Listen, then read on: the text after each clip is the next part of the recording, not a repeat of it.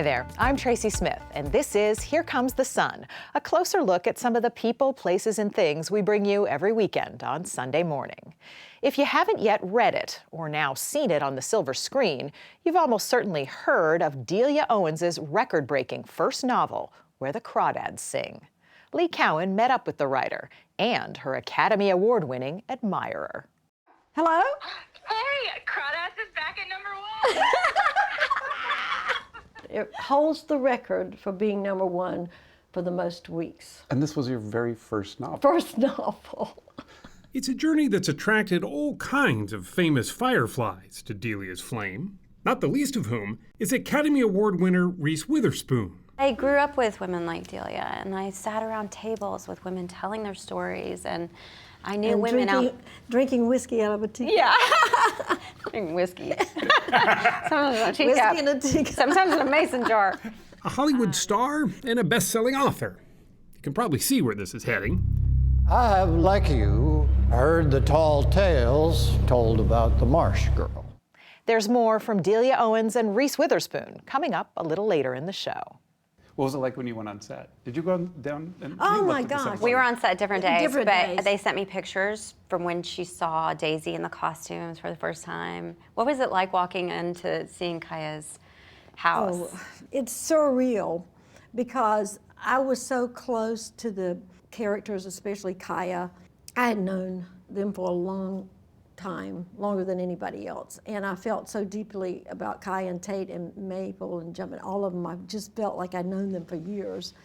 And they had told me several actors that may have played Kaya, and I was just thinking, I'm not sure that would work. And then they sent an audition of Daisy Edgar Jones auditioning for the part. And they found Kaya. Then Rita Braver takes us inside an exhibit framing the Black experience spanning multiple centuries and continents.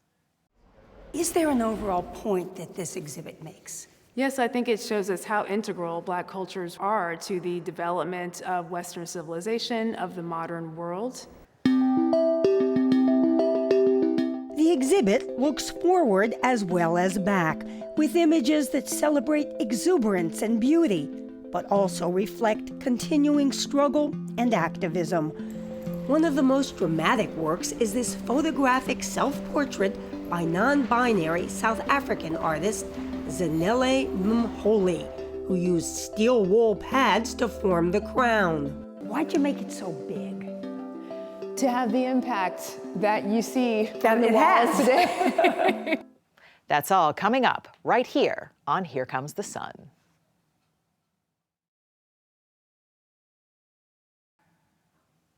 Her first, and for now only, book took more than a decade to write.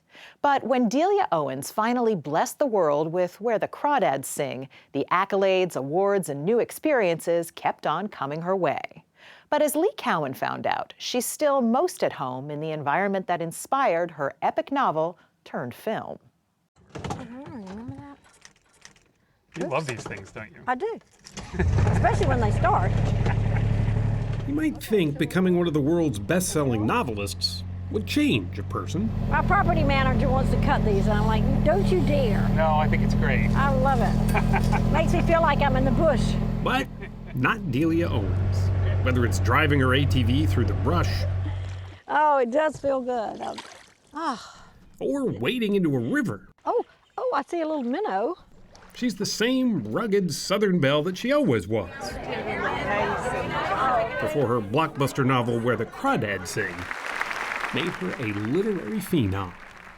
Do you still kind of pinch yourself that this has all happened? Every day. I still don't believe it's happening. Yeah. What are you doing here?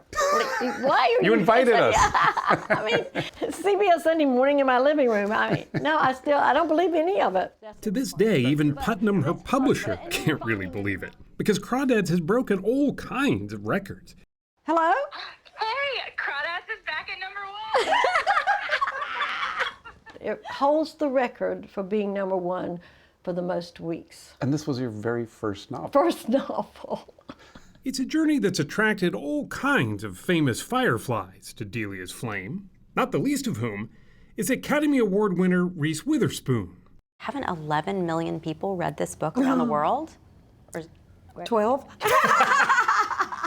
Okay, that's even better.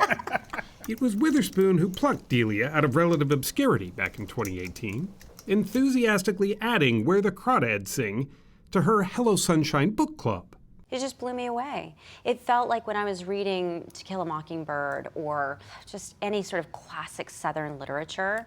So when I got to meet Delia, I was like, who are you? This is amazing. So you have to come to my horse party. Witherspoon is from Tennessee. Owens is a native of Georgia. I'm so glad you're here. Two tomboys from the South who bonded almost immediately. I grew up with women like Delia, and I sat around tables with women telling their stories, and I knew And women drinking whiskey out of a teacup. Yeah. Drinking whiskey. Sometimes in a teacup. Whiskey in a teacup. Sometimes in a mason jar. A Hollywood star and a best-selling author. You can probably see where this is heading. I have, like you, heard the tall tales told about the Marsh Girl. Where the Crawdads Sing is now one of the most anticipated movies of the summer. You can't live alone in the marsh forever. Watch me. Shot along the coast of Louisiana, the film follows Owens' main character, Kaya, a young girl left to raise herself in the marshes of North Carolina. I'd been out in the marsh plenty of times with Jody, but never alone. And then she layers on this thriller element. There's a murder.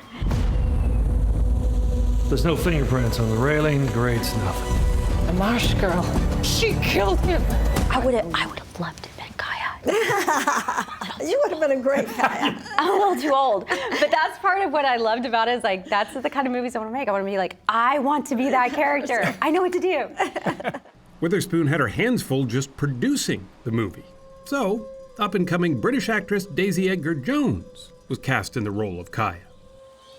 You can capture the tone or the essence or the feeling that you have when you read a book. That's the main thing, really. You want me to beg for my life? I don't have it in me. I won't. I will not offer myself up. They can make their decision. It took Owens more than a decade to write Crawdads, all in her Idaho mountain retreat. That's where we first met her, back in 2019. Do you get lonely out here? I do. But you Get so lonely sometimes I feel like I can't breathe. As a wildlife scientist, she spent years in some of the most remote parts of Africa. Being alone nourishes her, in the same way that the nature around her does, especially in a marsh. I feel at home when I'm in a place like this. Yeah. You can put me in the middle of a desert or in the middle of mountains. When I'm out, away from everything else, I feel like I'm home. Her novel was born out of those same feelings. A true labor of love, she says, that's reflected in the film. They invited me to come to the set. They took me through the woods, we rounded this bend through the forest, and there's this Kaya shack on this lagoon, and it looks exactly like I wrote it in the book. There's Kaya's shack. Then they start talking, and my words come out. Am I your girlfriend now? Do you want to be? I know feathers. But the other girls don't know feathers. All right, then. It was the most surreal. It was part real, part invented or created, and yet that's what a movie does. You know, it was just bringing all these elements together. It was beautiful. That said, she was always anxious to get back to the things she knew. It has great molars there for chewing. Bugs and critters, all under a gentle canopy of trees. This is where Kaya would have been. This is what Kaya loved, being out in the wild, in the forest, among nature. Since our last visit, she traded the wintry woods of Idaho. Look at this. Wow. Look at that. For this, the rolling hills of North Carolina. Have deer, a lot of groundhogs, turkeys. And we have bears. There's a bear along the river who has 3 little cubs. Really? Yes. It's an old historic horse farm. Should have 3 or 4. Delia plans to have a few herself, to ride off and get lost in it all, where bears or no bears, she does her best work. Do you write out here?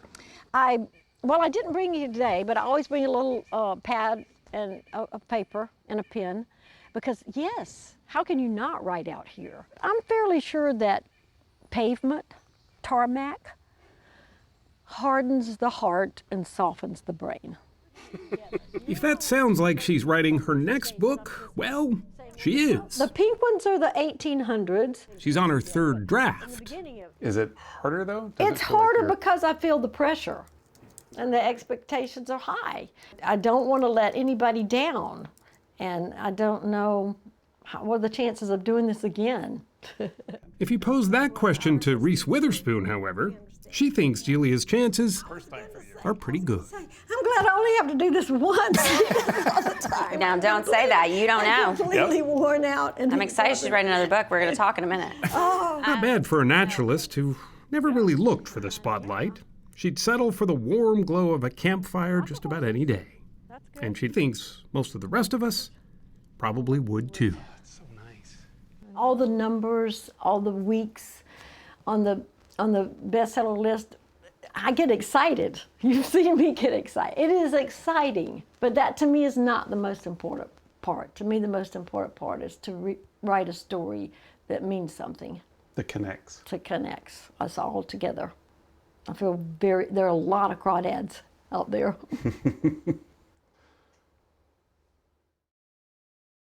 More exclusive excerpts of Lee Cowan's conversation with Delia Owens and Reese Witherspoon in just a few minutes. But up next, we take you to a powerful exhibit in our nation's capital.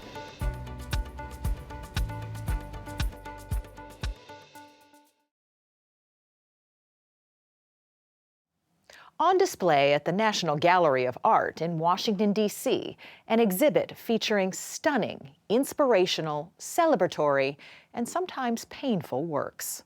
Here's Rita Braver.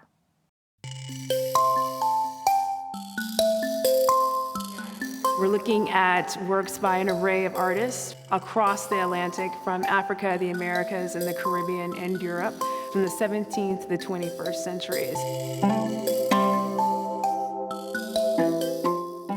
Curator Kenitra Fletcher helped organize Afro-Atlantic Histories, the most comprehensive look at the interplay of art between Africa and the Americas ever displayed at the National Gallery of Art in Washington. Is there an overall point that this exhibit makes? Yes, I think it shows us how integral Black cultures are to the development of Western civilization, of the modern world. The exhibit, which started in Sao Paulo, Brazil, is considered so significant that Vice President Kamala Harris stopped by for a viewing. So this is world history, and it is American history. And for many of us, it is also family history. The first works in this show focus on some of the cruelest aspects of slavery, like this photo from 1863, or this 2009 etching by United States artist Carol Walker, depicting a slave wearing a brutal restraining apparatus. There are portraits of important figures like Joseph Sinkay, who led the 1839 revolt on the Spanish slave ship Amistad, and abolitionist Harriet Tubman. This 1936 work by Aaron Douglas, a leading painter of the Harlem Renaissance, illustrates both the agony of Africans being marched into slavery and the everlasting dream of freedom. You have this Black man in the center, the central figure who's looking upwards. Oh, yeah, look at that. Towards the red star, which is ostensibly the North Star. There are also works that celebrate the joys of everyday life, including these by Brazilian artist Maria Auxiliadora and Horace Pippin of the U.S. It's showing us that the African diaspora is not just a story about slavery, that there is more to the Black experience. What you're seeing is a portrait of Empress Akweke. Dinga McCannon painted this picture of one of her friends in 1975. Was her name really Empress, or do you paint her as an empress? Well, her name was Akweke Singho, and she gave herself the title Empress. She had opinions, and she had no shame in letting people understand where she was coming from. And she carried herself as an empress. For McCannon, there is special significance in having a work in the same show as one of her teachers, noted U.S. painter Jacob Lawrence. What's that like for you? Incredible. I wish he was still alive so I can give him a big hug. The exhibit looks forward as well as back, with images that celebrate exuberance and beauty, but also reflect continuing struggle and activism. One of the most dramatic works is this photographic self-portrait by non-binary South African artist Zanele Mholi, who used steel wool pads to form the crown. Do you think it's deliberately meant to reflect the Statue of Liberty? I do. I think that they were thinking about these symbols of nationhood and who gets to occupy them. Why'd you make it so big? To have the impact that you see on the walls today. And for artist Dinga McCannon, there is meaning in the very fact that this exhibit is on view at the museum that was designed to be the nation's showcase for art. Something that's been a long time coming. Finally, we're here. And it's great because now our audiences can expand, so they'll see a beautiful story of African Americans in America. I was so thrilled and thinking, I'm going to meet Reese Witherspoon. Lee Cowan continues his chat with Delia Owens and Reese Witherspoon up next. Stay with us.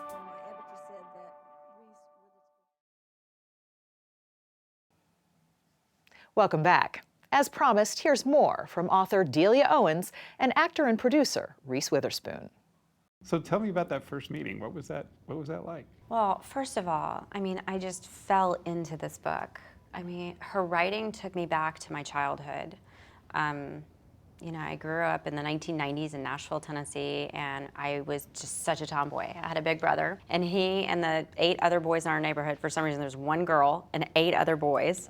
We would climb trees, walk around in the creeks, pick up frogs, mess around with snakes. It was not safe. But this book reminded me of that connection to nature. And I thought, it was so authentically written from a female perspective of what it means to have that connection to the wilderness. And as a producer, I started to notice this when I read Cheryl Strayed's book, Wild. It's about her connection to nature, and it's about women alone in the wilderness, surviving, thriving, learning to take care of themselves. That is such a deep connection that women have with the natural world, but we don't see it on movies. Yeah. We don't read about it much in books. And then you really, really barely ever see a woman alone on film in the wilderness. And that's what drew you to it? That's why this is so special. It's so meaningful. It sounds like you guys just clicked. We right away, did. though. We Personally, did. you did, not just fund the project, but. First of all, thank you for all of that. But I felt the same way. I was so thrilled and thinking, I'm going to meet Reese Witherspoon. First of all, I was on an airplane.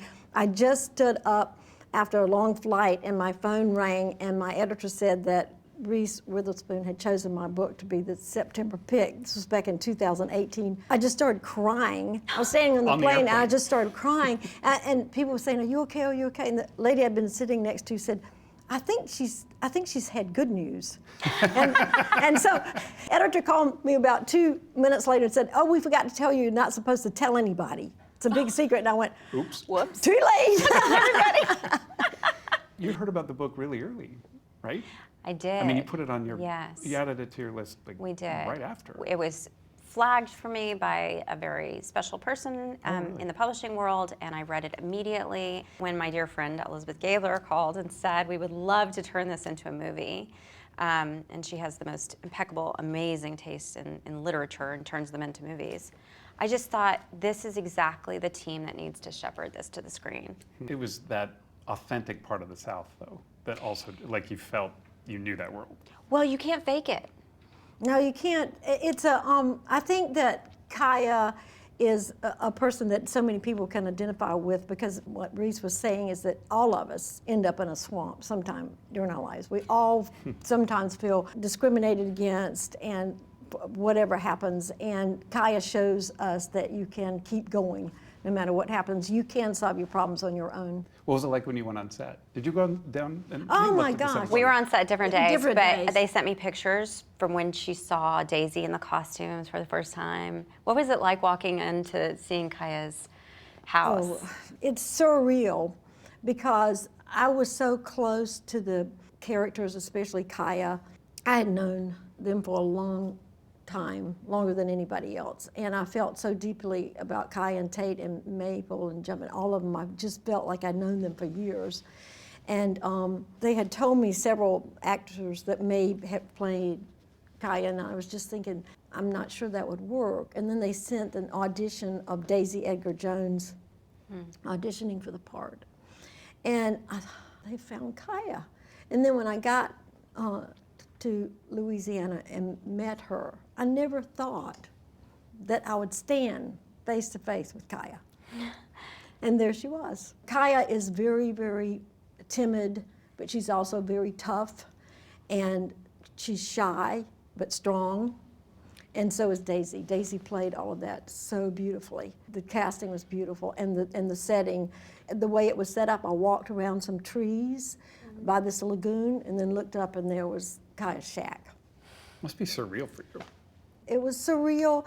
It was very moving. I was very, very grateful that they went to such an extent to get everything right. Have you, like the first time we met Delia, she was a little shy and didn't really like cameras too much.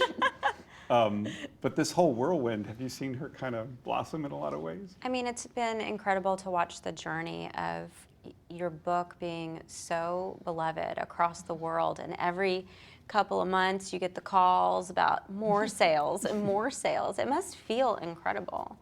But to watch you ascend is truly, it's one of the great privileges to watch a true storyteller and a creative have this incredible moment. And stay as humble as you are. Thank you. I know I've said it too many times, but I'm just grateful. I'm grateful, honored. I still don't really believe it, but I'm just so happy to be able to share this deep feeling that I had for Kaya and her story, to be able to share it with so many people, and the connections that I have felt from all over the world. It just means a lot to me. And the friends you've made along the way, yeah. Yeah. People you never would have. Yeah. I still don't like the cameras. You're doing great, and you just look cute as a button. Oh. She says to me this morning, I got hair and makeup. I'm Tracy Smith. Thanks for joining us. We'll see you here next time on Here Comes the Sun.